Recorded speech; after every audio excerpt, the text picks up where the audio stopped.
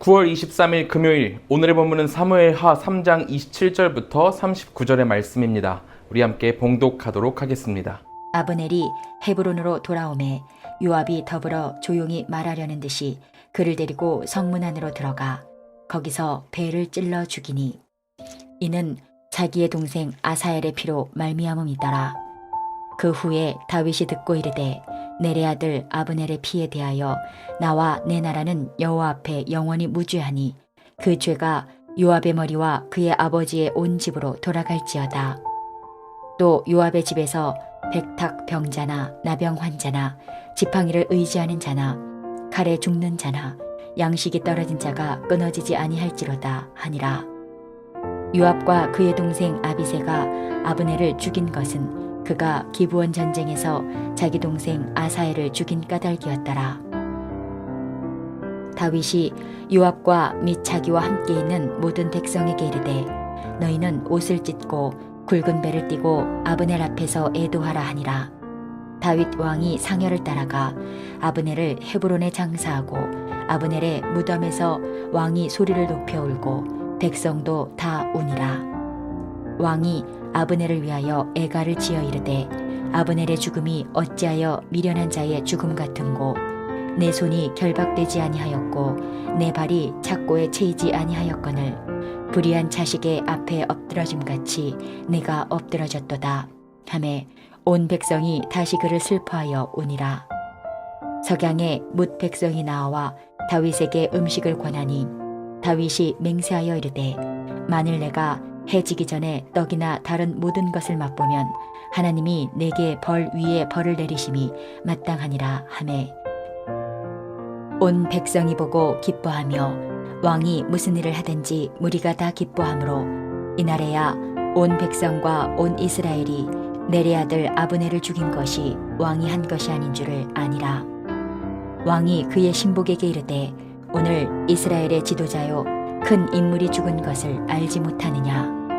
내가 기름 부음을 받은 왕이 되었으나 오늘 약하여서 수리아의 아들인 이 사람들을 제어하기가 너무 어려우니 여호와는 악행한 자에게 그 악한 대로 갚으실지로다 하니라. 오늘의 본문은 요압이 아브넬을 살해한 일로 발생한 혼란을 다윗이 현명하게 봉합하는 과정을 그리고 있습니다. 우리가 지난 장들을 통해서 아브넬에 대해서 알아왔죠. 아브넬은 사울의 사촌이었습니다. 그런데 사울이 전쟁으로 사망하게 된 거예요. 유다 족속은 이 기회를 놓치지 않고 다윗을 유다의 왕으로 세웁니다. 하나님의 기름 부으심이 다윗에게 있었으니까요. 그런데 한켠에선 아브넬이 어떤 선택을 하냐면은 사울의 아들 이스보셋, 이 이스보셋을 데리고 마하나임으로 건너가서 이스보셋을 유다 족속을 제외한 이스라엘 지역의 왕으로 추대합니다. 전체 이스라엘 12지파가 서로 한 핏줄이긴 했지만 그러면서도 지역 이기주의 같은 게 있어서 어떻게든 자신들의 이득을 위해서 갈등해 왔거든요. 전 왕이었던 사울은 베냐민이라는 작은 지파 출신이었기 때문에 베냐민 지파가 큰 이득을 취하지 못했습니다. 그렇지만 만일 유다 지파 출신인 다윗이 전체의 왕이 된다면 유다 지파 전체가 다른 지파보다 더 큰 권력을 가지게 되고 그러면 나머지 지파들의 입지가 줄어들게 될 것은 뻔했던 겁니다. 그렇기에 아브넬은 이 점을 이용해서 유다를 제외한 나머지 지파들을 엮어서 사울의 아들 이스보셋을 왕으로 세웠던 거예요. 다윗 입장에서는 굉장히 난처해진 거죠. 하나님의 기름 부으심을 받아서 통일 이스라엘의 왕이 되어야 하는데 저쪽에서 다른 정부를 세워버린 거예요. 현재 이방 나라들의 공격이 언제 들어올지 몰라서 내부의 단합이 중요한데 전체 이스라엘 안에서도 이 두 개의 정부로 나뉘어서 혼란이 가중되고 있는 거니까요. 결국 다윗은 빠르고 안전하게 왕권을 흡수할 계책을 마련해야만 했습니다. 이런 상황에서 아주 좋은 상황이 발생합니다. 이스라엘에서 왕으로 세워진 이스보셋과 그를 왕으로 세웠던 아브넬이 갑자기 대립하는 거예요. 왜냐하면 아브넬이 사울의 첩을 취했거든요. 이스보셋은 이것을 크게 책망했고 아브넬은 정의롭지 못했으며 현명하지 않은 사람이었기 때문에 이스보셋에게 크게 화를 내면서 다윗의 편으로 붙어버립니다. 다윗 입장에서는 너무나도 좋은 기회가 찾아온 거죠. 같은 동포끼리 전쟁을 하고 피를 보고, 이게 하나님이 원하시는 게 아니거든요. 원래대로라면은 이스보셋을 처리하고 이스라엘을 자신의 유다 족속으로 흡수하기 위해서 전쟁을 했었어야 됐는데, 아브넬이 자기 편으로 붙었으니 전쟁이 필요 없어진 거잖아요. 그리고 괜히 또 서로 전쟁을 해서 국력을 약화시킬 필요도 없으니까요. 다윗은 아브넬을 받아들이고 아브넬을 이용해서 나머지 지파들을 평화적으로 흡수할 계획을 세우게 됩니다. 그런데 문제는 다윗의 장군 요압, 이 요압이 아브넬에게 감정이 좋지 않았던 거예요. 왜냐면은 아브넬이 이스보셋을 왕으로 세우면서 한 차례 다윗군과 전쟁을 하다가 요압의 동생을 아브넬이 죽이게 됩니다. 요압에게 있어서 아브넬은 그냥 동생의 원수인 거죠. 그래서 요압은 왕인 다윗의 의사는 묻지도 않고 아브넬을 암살합니다. 다윗이 지향하는 넓고 대안적인 통치는 생각하지도 못하고 자신이 생각하는 정의에만 몰두해가지고 심지어 어떻게까지 하냐면은 하나님의 도피성인 헤브론에 있던 아브넬을 죽입니다. 하나님께서는 도피성에 있는 이를 판결이 있기 전까지는 손대지 말라고, 죽이지 말라고 분명하게 명령하셨는데, 요압은 하나님의 정의는 무시하고 자신의 정의, 자신의 기준으로 아브넬을 그냥 원수라고 생각하고 죽여버려요. 이제 다윗으로서는 큰일이 난 거죠. 요압이 독단적으로 한 일이지만 다윗의 장수이고 그가 도피성에서 사람을 죽였잖아요. 도피성에서 사람을 죽였다? 이게 일반적인 상식에서는 개인이 독단적인 판단으로 진행할 수 있는 무게가 아닙니다. 요압의 상관, 왕인 다윗이 시켰을 거라는 의심이 온 나라에 파다하게 들게 되죠. 하나님의 왕이 하나님의 율법을 어겼다는 비판에 놓이게 되는 겁니다. 또한 아브넬이라는 이 권위를 이용해서 전쟁 없이 원만하게 흡수할 수 있었던 그 상황까지도 놓쳐버리기도 했거든요. 다윗으로서는 이도 저도 못하는 어려운 상황에 봉착한 거죠.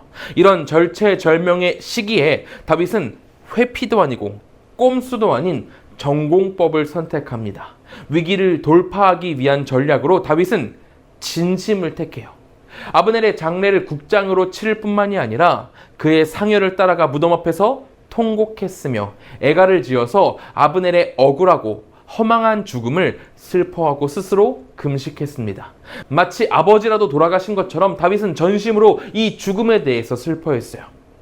이 진정성 있는 모습이 온 백성들에게로 퍼져나갔고, 백성들은 오늘 본문 36절, 37절을 통해서 이렇게 반응합니다.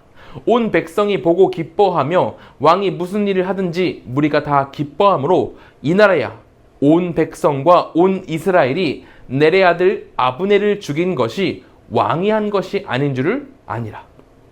유다의 백성들은 이 진심, 다윗이 보여준 진심을 보고서야 아브넬의 죽음이 다윗의 술수가 아님을 알게 되었습니다. 그리고 유다 외의 이스라엘 백성들 또한 다윗이 자신들에게 공격적이라는 것이 아니라 호의적이고 함께하길 원한다는 것을 깨닫게 되었습니다.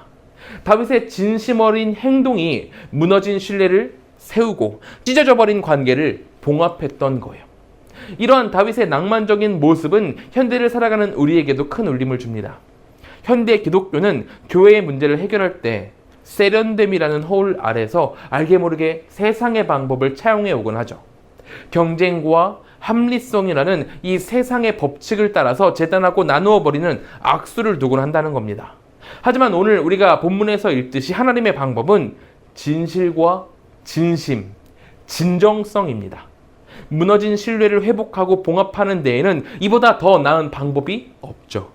우리 한가람 공동체에도 이 진실과 진심이 있길 소망합니다. 경쟁과 합리로 나누고 배지 말고 하나님 안에서 우러져 나오는 사랑을 가지고 무너진 곳이 있고 찢어진 곳이 있다면은 꿰매고 봉합하여 사랑의 공동체를 회복하는 우리 한가람 공동체가 되기를 바랍니다. 우리가 그렇게 주님을 따라서 살아갈 때에 주께서 주님의 나라를 우리 공동체 가운데 바르게 세우실 줄로 믿습니다. 우리 함께 이것을 기억하며 기도하도록 하겠습니다. 우리 시간 같이 기도하실 때에는 진실과 진심으로 위기를 봉합하며 하나님의 공동체로 성장하는 우리가 되도록 기도하길 소망합니다. 둘째로는 한국과 세계를 위해서 기도하겠습니다. 코로나, 사회, 경제, 문화, 정치 이 모든 것 가운데 주님의 회복이 임하기를 기도하길 소망합니다.